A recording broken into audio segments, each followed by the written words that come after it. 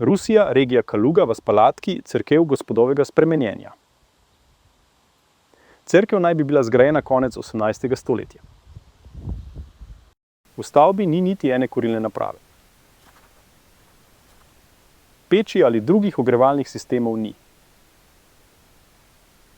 So morda kurilne naprave polomljene in odnesene.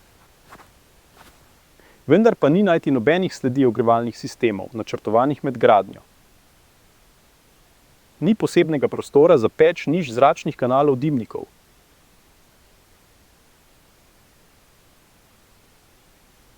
Ko je bila ta cerkev zgrajena, je nihče ni nameraval ogrevati. Rusija je imela toplo podnebje, brez ostrih zim in zmrzali. Potem se je podnebje poslabšalo in postalo je hladno. Morali smo narediti nekaj ogrevanja. Ob vhodu v cerkev na notranji strani je bila postavljena kovinska peč. Na vhodu so nameščene grelne naprave, ki ustvarjajo toplotno zaveso iz hladnega zraka. Na tem mestu je bila peč.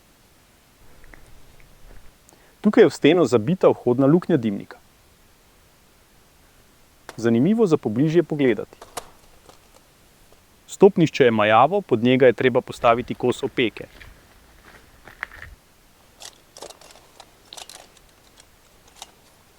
Ali vidite, da so opeke polomljene? Opeke so prekrite s črnimi sajem. Skozi ta kanal je prihajal dim. Ves ta prostor je bil izbit iz zidu. Da bi ustvarili cev v steni cerkve, je bila na strani sobe narejena tanka pregrada. Pregrada je izdelana iz opeke druge barve.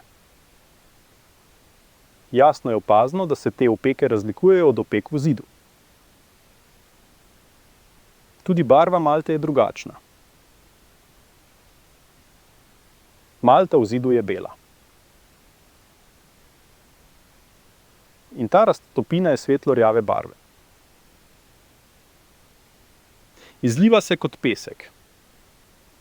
Povsem gotovo je, da je bil ta dimnik zabit v steno po izgradnji cerkve. Postalo je hladno in sobo smo morali prilagoditi za rusko zimo. Znanost skriva pred ljudmi dejstvo močnega hlajenja v nedavni preteklosti. Toda v zgodovinskih stavbah vidimo dokaz drugačnega podnebja. Dokaz, da se je podnebje po izgradnji teh zgradb močno spremenilo.